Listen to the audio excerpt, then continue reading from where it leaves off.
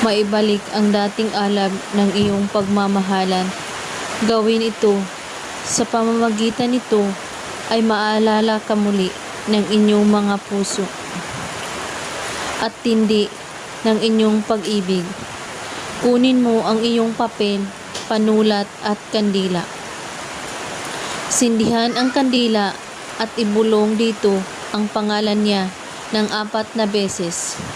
Ngayon ay isulat mo sa papel ang pangalan mo at pangalan niya ng magkapatong. Nasa itaas ang pangalan mo ay sa ibaba ang pangalan niya.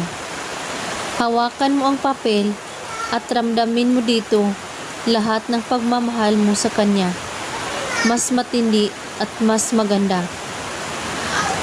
Pagkatapos, halikan mo ng 3 beses ang papel at ibulong ang salitang ito ng 3 paulit-ulit. Kinase Asticor. Sunugin ang papel.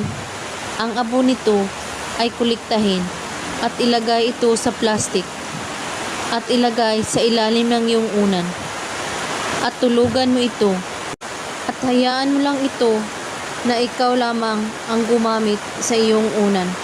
Saka ito kunin paglipas ng 3 araw. Gawin ito na may taos-pusong paniniwala, walang ibang iniisip at pagdududa. Gawin ito kahit anong oras at araw. At kung may katanungan po kayo ay magko-comment lang po sa baba. Maraming salamat sa panunood. May God bless us all.